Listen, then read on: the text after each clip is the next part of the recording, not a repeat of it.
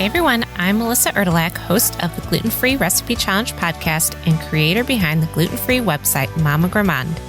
Here we take beloved recipes you thought you'd never enjoy again and transform them into easy copycat versions just as good as the originals. There are a lot of things that I've learned to live without, and I'm not even mad about it.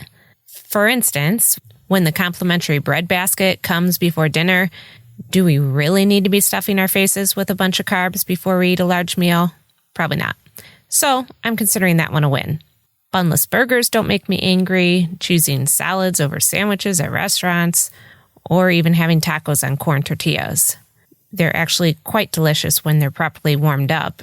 And the trick, by the way, is to heat a small skillet, spread on a real light sheen of oil, and lightly fry it on each side. It's delish.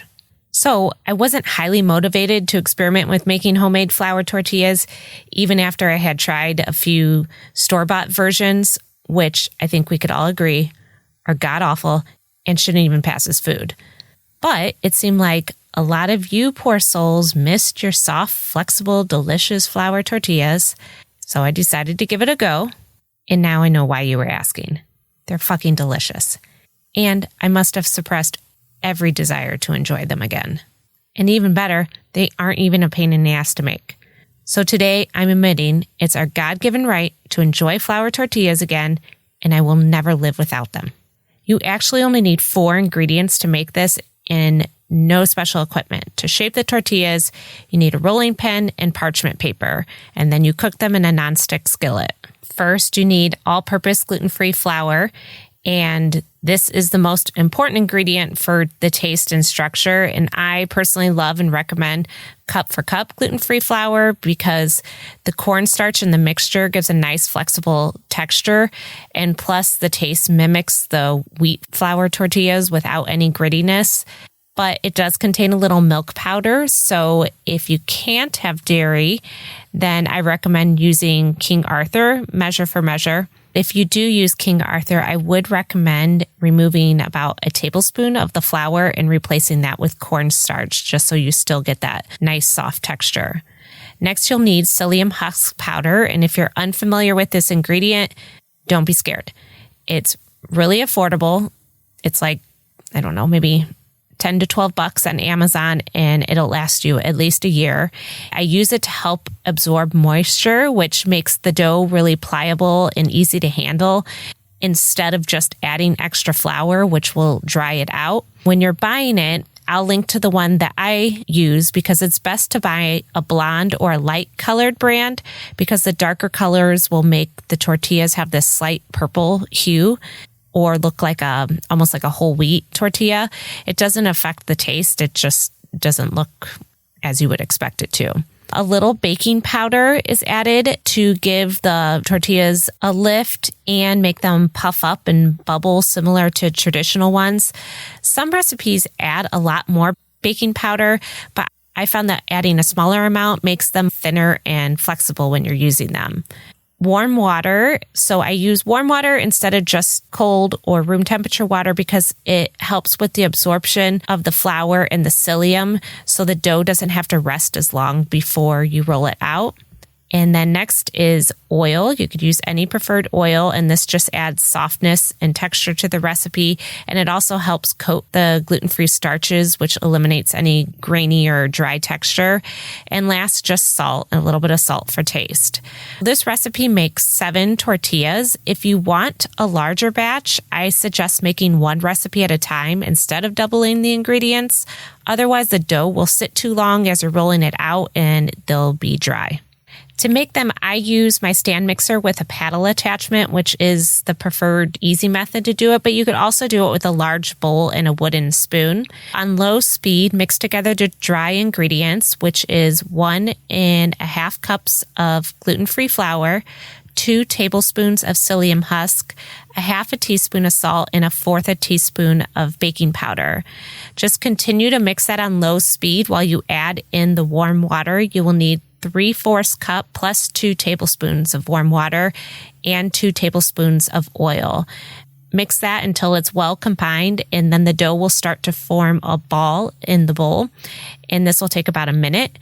If you're not using a stand mixer, you may have to knead it with your hands at this point so it's really well mixed. Shape the dough into a large ball and then cover it with plastic wrap and just let it rest for 10 minutes. And this helps hydrate the gluten-free starches and it gives time for the water to absorb, which also makes the dough easier to work with.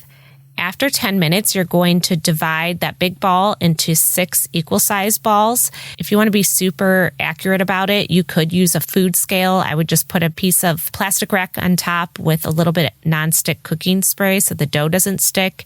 Mine measured 2.7 ounces each, but this is with cup for cup flour. So if you're using a different flour, the measurements will be a little bit different. Honestly, you could just eyeball it and just do 6 equal-sized balls.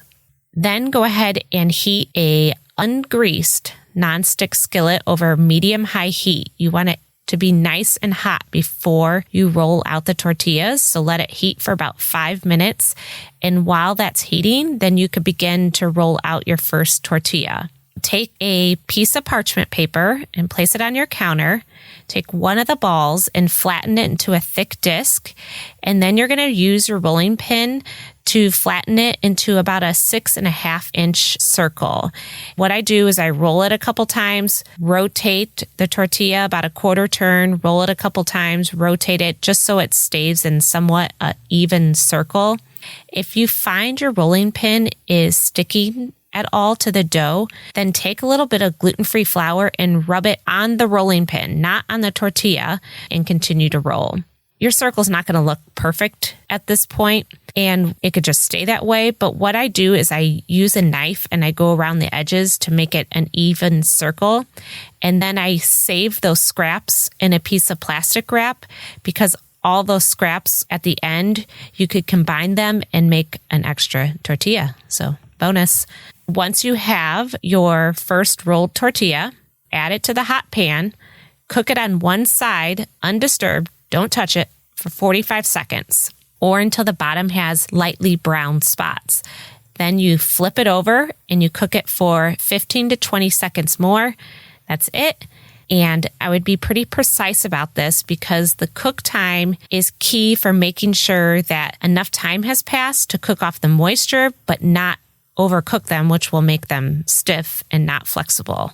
Once that's cooked, remove it to, you could either do a cooling rack if you're going to make them and serve them later. If you're going to enjoy them right away, then I recommend getting a lint-free dish towel and wrapping them in that to keep them warm. Or I have this, it's like one of my favorite kitchen things. I have a tortilla warmer, which is like a little, it's almost like a tortilla pillow. You put the tortillas inside and then it keeps them warm. And I will link to that as well. My sister got it for me. It's like, it was the best thing ever. I use them for everything. You could put pancakes in them too and warm them up in the microwave. It's genius. So anyway, roll one tortilla, cook it, and then roll the next tortilla, cook it, roll the next tortilla, cook it, and continue doing that until they are all done. If you do want to roll all the tortillas before you cook them, then I would just stack them in between sheets of wax paper or parchment paper and just kind of cover it with plastic wrap so they don't dry out. And you could do that as well. To store these, once they're done cooking and completely cooled, I would stack them between pieces of parchment paper, or you could just do paper towels and transfer them to an airtight container or a Ziploc freezer bag. You could store them at room temperature up to 1 day, or you could put them in the refrigerator for 3 days. Just make sure they're in a really airtight container. But mostly what I do is I freeze them. Make sure when you freeze them that you have that parchment paper or paper towel or wax paper in between, and then you could just grab what you need instead of having them all stick together in a stack. When you're ready to enjoy them again, I take one from the stack and you could briefly microwave it for 10 seconds. It might be a little bit longer if they're frozen, or you could rewarm them in a dry, hot skillet. Another thing is, if you want to make sure that they're just as soft as the day you made them, you can also wrap them in a damp paper towel before reheating, or you could lightly spray your skillet with a little bit of water before rewarming too. So, how to use these things. I mean, the obvious tacos, but I've been making quesadillas like crazy. In fact, when we go camping, that's one of my favorite camper meals is quesadillas. And I can't remember the last time I had a quesadilla, and they were so damn delicious. I also use them for sandwich wraps. You could use them for enchiladas, for pinwheels, fajitas. I've made burritos with them and like fried them in a cast iron skillet. You could do chimichangas. And I tell you what, these have really opened my culinary world again. I had no idea the dark cloud I was living under, and I'm so glad they're back in my life. So remember, you could always find the full printable recipe for this on the show notes page. And to get to it, click on the link provided in whatever podcast app you're listening on. Or you could go to my recipe website, which is mamagourmand.com, and click on the podcast tab. And then the show notes page shows the full recipe along with tips or recommended ingredients or equipment I've mentioned.